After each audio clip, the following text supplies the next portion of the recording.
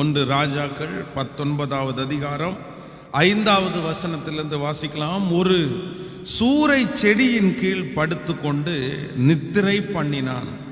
அப்பொழுது ஒரு தூதன் அவனை தட்டி எழுப்பி, எழுந்திருந்து போஜனம் பண்ணு என்றான். அவன் விழித்து பார்க்கிற போது, இதோ தழலினால் சுடப்பட்ட அடையும் ஒரு பாத்திரத்தில் தண்ணீரும் அவன் தலைமாட்டில் இருந்தது. அப்பொழுது அவன் புசித்து குடித்து திரும்பவும் படுத்து கொண்டான். கர்த்தருடைய தூதன் திரும்ப 2ஆம் தரம் வந்து அவனை தட்டி எழுப்பி, எழுந்திருந்து போஜனம் பண்ணு, நீ பண்ண வேண்டிய பிரயாணம் வெகு தூரம் என்றான். கர்த்தருடைய தூதன் திரும்ப 2ஆம் தரம் வந்து அவனை தட்டி எழுப்பி, எழுந்திருந்து போஜனம் பண்ணு, நீ பண்ண வேண்டிய பிரயாணம் வெகு தூரம் என்றான். ஆண்டவருடைய பிள்ளைகளே, இன்றைக்கு இந்த 4வது நாள் இந்த ஜெபத்திலே, தேவன் நம் இரக்கம் செய்யும் வரை உண்மையே என்கிற இந்த ஜெபத்திலே, ஆண்டவருடைய சமூகத்திலே நான் ஜெபிக்கும் போது, ஆண்டவர் என்னுடைய இருதயத்திலே பேசின இன்றைக்குள்ள ஒரு நல்ல வாக்குத்தத்த வசனம், எலியாவை பார்த்து ஆண்டவர் சொல்லுகிற ஒரு நல்ல வார்த்தையை என் இருதயத்திலே வைத்தார். வேதம் சொல்லுகிறது, கர்த்தருடைய தூதனானவன் சோர்ந்து போய் கிடக்கிற அந்த தூதனை தட்டி எழுப்பி என்ன சொல்றார் அப்படின்னா, நீ பண்ண வேண்டிய பிரயாணம் வெகு தூரம் என்றார். நீ பண்ண வேண்டிய பிரயாணம் வெகு தூரம் என்றார். ஒருவேளை இந்த தீர்க்கதரிசியை போல இந்த ஜெபத்திலே இருக்கிற ஆண்டவருடைய பிள்ளைகள் சோர்ந்து போய் இருக்கலாம். ஒரு நாள் இந்த தீர்க்கதரிசி மகா பெரிய தேவனுடைய மனிதன், இவருடைய வார்த்தையினால் ஜனங்கள் நடுங்கினார்கள். ஜனங்களுக்கு முன்பாக சவால் விட்ட ஒரு தீர்க்கதரிசி தான் இந்த தீர்க்கதரிசி. இந்த தீர்க்கதரிசியை பார்த்து ராஜாக்கள் பயப்பட்டார்கள். ஆனா திடீரென்று அவனுடைய வாழ்க்கையிலே ஏற்பட்ட ஒரு மிகப்பெரிய மன கஷ்டத்தினாலே சோர்ந்து போய் நொடிஞ்சு போய், இதுக்கு மேல நான் ஒண்ணுமே செய்ய முடியாது என்கிற அளவிற்கு அவன் தள்ளப்பட்டான்.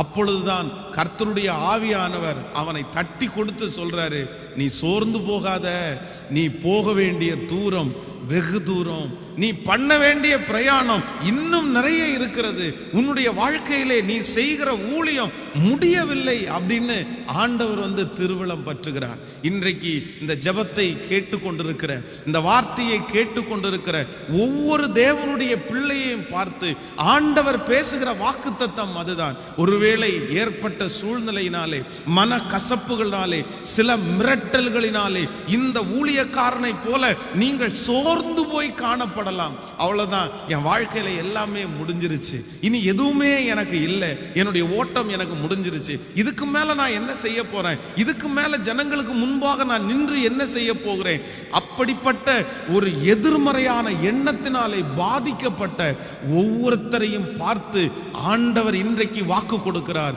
இல்ல, உன்னுடைய ஓட்டம் முடியல, உன்னுடைய சம்பாத்தியம் முடியல, உன்னுடைய வேலை முடியவில்லை, நீ போக வேண்டிய தூரம் வெகு தூரம், நீ பண்ண வேண்டிய பிரயாணம் வெகு பெரிய பிரயாணம். அதற்காகத்தான் இத்தனை ஆபத்துக்கள், இத்தனை பிரச்சனைகள் வந்த போதிலும் ஆண்டவர் உங்களை காப்பாற்றி இத்தனை நாள் வரைக்கும் கர்த்தர் வைத்திருக்கிறார்.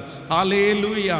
ஆண்டவருடைய பிள்ளைகளே, இந்த வார்த்தையே ஆண்டவர் நாம் அவனுக்கு, அந்த தீர்க்கதரிசிக்கு மட்டுமல்ல நமக்கும் கர்த்தர் தருகிறார். சோ ஆண்டவர் இன்றைக்கு நமக்கு கொடுக்கிற வாக்குத்தத்தம், நீ பண்ண வேண்டிய பிரயாணம் வெகு தூரம், நீ போக வேண்டிய தூரம் வெகு தூரம். நாம் சில நேரங்களிலே நம்முடைய வாழ்க்கையிலே நடக்கிற சில காரியங்களை நினைத்த உடனே என்ன நினைப்போம் அப்படின்னா, முடிஞ்சிருச்சு அப்படின்னு நினைப்போம். அவ்வளவுதான், முடிஞ்சிருச்சு, இதுக்கு மேல என்ன என்னுடைய வாழ்க்கையில இருக்கிறது. ஒரு வியாதி வரும்போது மனிதன் என்ன நினைக்கிறான் அப்படின்னா, அவ்வளவுதான், நமக்கு முடிஞ்சிருச்சு போல நம்முடைய வாழ்க்கை. சில தொழில்களிலே நஷ்டம் வரும்போது நம்ம என்ன நினைக்கிறோம் அப்படின்னா, அவ்வளவுதான், நமக்கு முடிஞ்சிருச்சு. நம்ம அடிக்கடி நம்ம மனதுக்குள்ளே முடிந்தது என்கிற வார்த்தையை நம்ம வந்து நிறைய நேரத்தில் உபயோகப்படுத்துகிறோம். ஆனா ஆண்டவர் என்ன சொல்றாருன்னா, இல்லவே இல்லை, இல்லவே இல்லை, நம்முடைய ஓட்டம், நம்முடைய தரிசனம், நம்முடைய வேலையை கர்த்தர் ஒரு நாளும் முடிவிற்கு கொண்டு வர மாட்டார். சோர்வுகள், பலவீனங்கள் நம்முடைய வாழ்க்கையினுடைய முடிவு இல்லவே இல்லை. நான் நம்புகிறேன், நான் தீர்க்க தரிசனமாய் விசுவாசிக்கிறேன். இந்த ஜெபத்தில் இருக்கிற நிறைய பேரை கர்த்தர் தட்டி கொடுத்து சொல்லுகிறார், நீ போக வேண்டிய தூரம் வெகு தூரம், நீ பண்ண வேண்டிய பிரயாணம் வெகு பெரிய பிரயாணம்.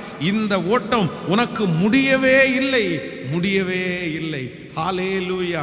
இந்த காரியத்தை நான் தியானித்துக் கொண்டிருக்கும் போது ஆண்டவர் வேதத்திலே ஒரு 3 காரியத்தை என்னுடைய இருதயத்திலே கர்த்தர் பேசினார். அப்படி என்றால் ஒரு தேவனுடைய பிள்ளையினுடைய வாழ்க்கையிலே சோர்வு என்கிற ஒன்று வரும்போது ஆண்டவர் அவர்களுக்கு கொடுக்கிற 3 விதமான தைரியங்களை குறித்து தான் இன்றைக்கு ஆண்டவர் நம்மோடு பேச போகிறார். இந்த ஜெபத்தில் இருக்கிற நீங்கள் ஒருவேளை சோர்ந்து போய் காணப்படலாம், சோர்வனுடைய உச்சகட்டத்தில் இருக்கலாம். ஆனா சோர்ந்து போய் இருக்கிற ஜனங்களை கர்த்தர் அவர் தைரியப்படுத்துகிறார்.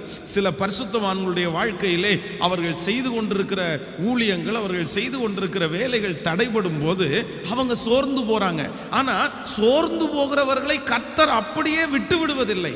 இந்த உலகத்திலே இருக்கிற மனிதர்களை பொறுத்த வரைக்கும் சோர்ந்து போகிற மனிதர்களை என்ன பண்றாங்கன்னா அப்படியே விட்டுறாங்க.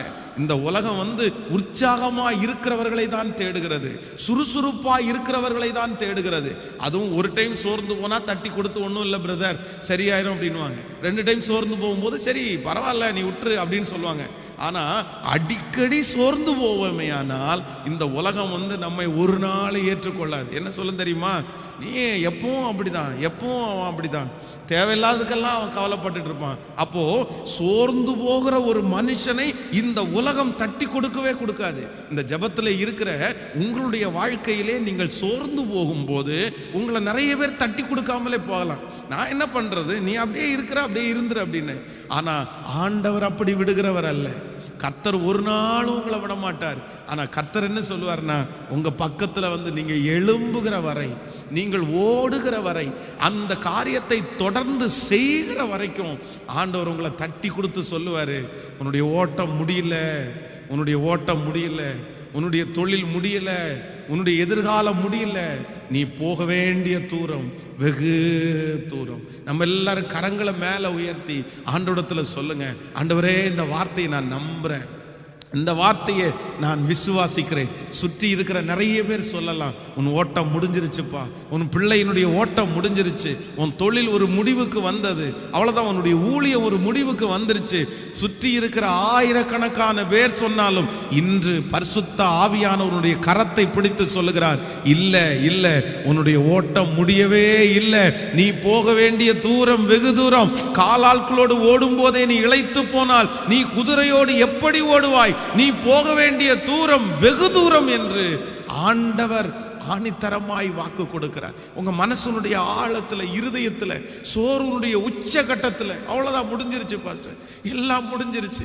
இனி என்னுடைய கணவனார் போனதற்கு பிறகு எனக்கு என்ன வேலை இந்த உலகத்துல, இந்த தொழில் என்னை விட்டு போனதற்கு பிறகு எனக்கு இனி என்ன வேலை, இனி எனக்கு என்ன இருக்குது, எனக்கு எல்லாம் முடிஞ்சிருச்சு. என் மகளே எனக்கு விரோதமாய் எழும்பினதற்கு அப்புறம், என் மகனே எனக்கு விரோதமாய் எழும்பினதுக்கு அப்புறம் எனக்கு இனி என்ன இருக்கு, எனக்கு எல்லாம் முடிஞ்சிருச்சு. என் சரீரத்துல இவ்வளவு பெரிய வியாதி வந்துருச்சு, இனி எனக்கு என்ன இருக்கு, எனக்கு எல்லாம் முடிஞ்சிருச்சு.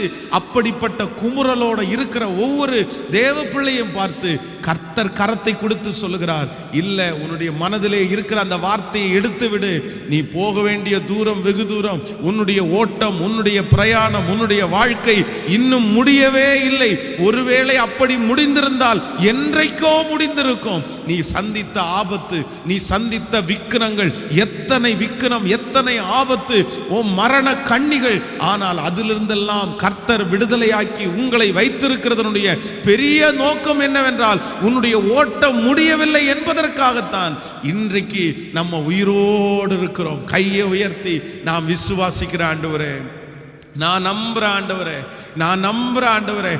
அன்று மரணத்திற்கும் உனக்கும் ஒரு அடி தூரம் அல்லவா இருந்தது. ஓ, ஆபத்து உன்னுடைய அருகாமையிலே போனதே. மனிதர்கள் உனக்கு விரோதமாய் எழும்பி உன்னை கொன்று போடுவோம் என்று சொன்னார்களே. ஆனால் கர்த்தராகிய ஆண்டவர் உனக்கு மறு ஜீவனை கொடுத்து, இன்னொரு உயிரை கொடுத்து, பல விசை உன்னுடைய உயிருக்கு பிசாசு போராடினதுக்கு பிற்பாடும் ஆண்டவர் உன்னை தைரியப்படுத்தி உனக்கு மறு ஜீவனை கொடுத்து இன்றைக்கு இந்த இடத்திலே கர்த்தர் கொண்டு வந்து வைத்திருக்கிறாரே என்றால், இந்த சத்தத்தை கேட்க பண்ணுகிறாரே ஆனால் கர்த்தருடைய ஆவியானவர் பேசுகிறார். உன்னுடைய ஓட்டம் முடியாததினாலே தான் இன்று நீ ஜீவனோடே வாழ்கிறாய். ஹல்லேலூயா, ஹல்லேலூயா.